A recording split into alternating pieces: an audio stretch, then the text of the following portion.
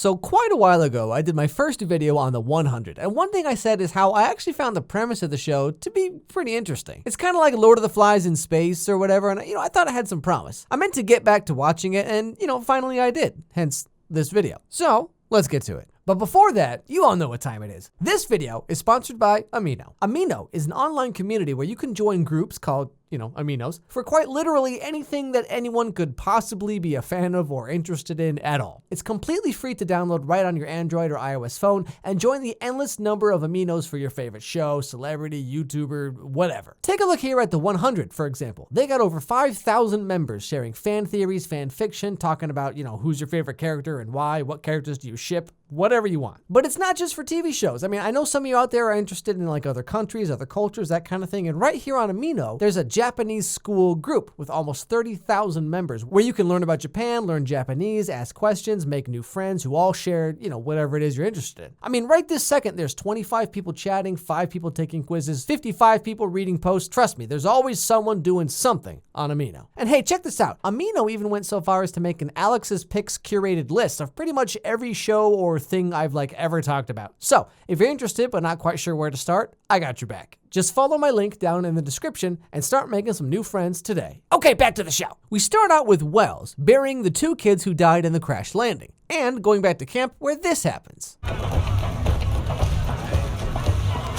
Hey, where'd you get the clothes? Buried the 2 kids who died during the landing. Smart. I'll take it from here. There's always a market for it. Share based on need, just like back home. Still don't get it, do you, Chancellor? Well, hello. You're very shiny. Then the guy who tried to fight Wells in the first episode fights him again for no particular reason.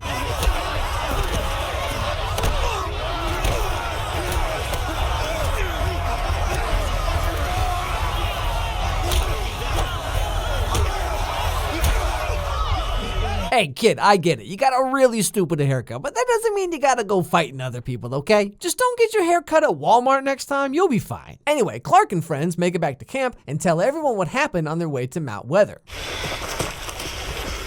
We didn't make it to Mount Weather. What the hell happened out there? We were attacked. Attacked? By what? Not what. Who? It's true. Everything we thought we knew about the ground is wrong. There are people here. The good news is that means we can survive. Radiation won't kill us. Yeah, the bad news is the grounders will. The grounders. Because they live on the ground. You get it? You get it, kids? It's very clever. Clark teams up with Bellamy, this guy, and the guy with the Walmart haircut to go out and find Jasper, the kid who was taken away by these so-called grounders. Now, Bellamy's sister, Octavia, wants to go along, but he locks her in the spaceship thing, which now suddenly only opens from the outside, which is very convenient for story purposes. Hey! What are you doing? Consider yourself controlled. Is this all you got? They locked me under the floor for 16 years just for being born. And yet somehow my hair and skin are completely perfect, so take that, YouTube beauty gurus. On the way to find Jasper, Bellamy and Wells have a little heart-to-heart talk. Guess we got more in common than meets the eye, huh? Wait, you write Pretty Little Liars fanfiction too? What are the odds of that? Okay. Who's your favorite character? Trick question, the answer's Spencer, because who else matters really? Finn decides to come along and breaks off from the group with Clark. They make their way to a river, and guess what they decide to do? We need to take a break. I'll take a break when we find Jasper. Come on.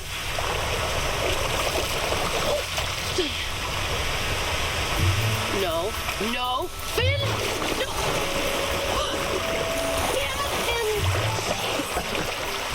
You see what I mean? First they went swimming in a random river and almost got eaten by a giant snake thing or whatever. And now they're doing it again! No idea what kind of water this is or what's in it or anything, but hey, let's just jump in and get our only set of clothes soaking wet and then hike the rest of the way.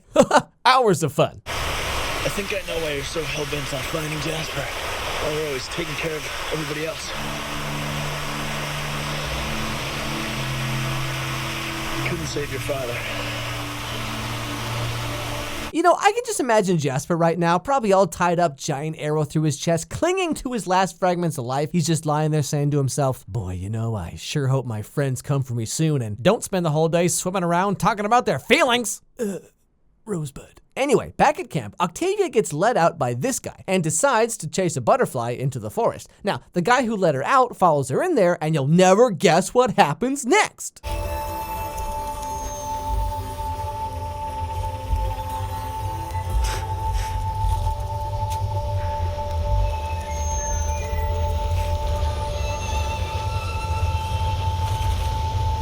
Oh, did you guys see that? Oh.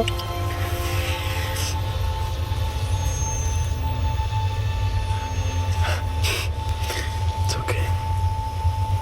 We've got nothing but time. Okay, last time I checked, you had no water, no food, one set of clothes. I assume you're all just taking your dumps randomly in the forest, so who knows what you're standing in right now. Not sure taking things slow is really an option right now, but what do I know? Back with Clark and her group, they finally stumble onto Jasper, who's tied up in a tree and looking like he just came back from Burning Man. Oh my God. Jasper? What the hell is this? Oh no, guys, it's fine. Everyone looks like this when they come back from Burning Man. There's nothing to worry about. When suddenly, a giant tiger jaguar thing attacks them and Wells shoots it with a perfect headshot. Wow. They take Jasper and the tiger thing back to camp, and everyone celebrates because now they finally have, some food. Wait.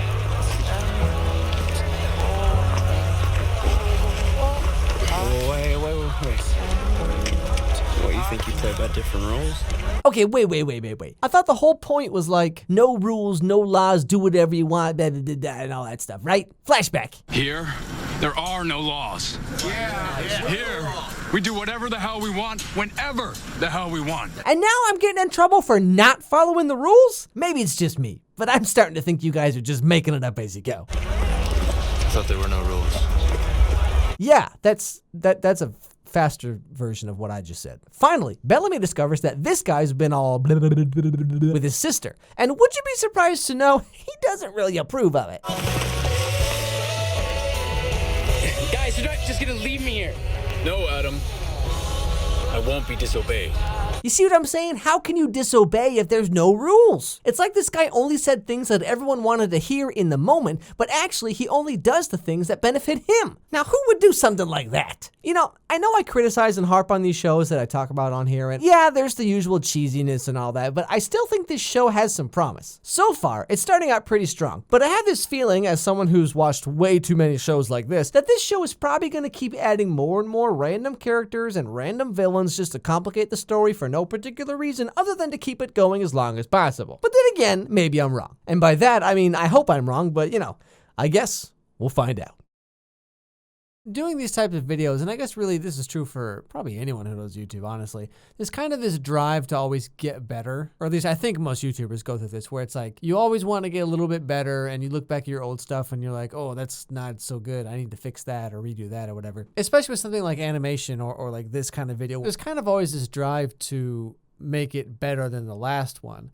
But in order to make something better, you have to spend more time doing it. Like it takes longer to make, obviously. I only have a certain amount, there's only so many hours in the day, right? There's only so much work time you can do in one day, but the amount of time it takes to make a video, incrementally gets longer and longer and longer. So it's kind of this like internal competition between myself and then like the video and then like time, where it's like, how much time do I have? How good of a video can I make in that amount of time? But I have to make sure it's somehow better than the last one, or else I'm not satisfied. The problem with this though is that it kind of burns you out in a way. Like, not that I'm burned out now, but you do see a lot of people on YouTube who get burned out by this, having to keep doing better and better and better and better when you still have the same amount of time to do it. Eventually you just can't keep up, and then it kind of, you end up taking a break or whatever. Anyway, thank you so much for watching. Don't forget to subscribe, tell all your friends, share this video with anyone you think would like it. Don't forget to follow my dog Charlie on Instagram, Charlie Meets Pumpkin. Check out the Discord, check out the Teespring merch store. I got a Patreon, just $5 a month. You get some behind the scenes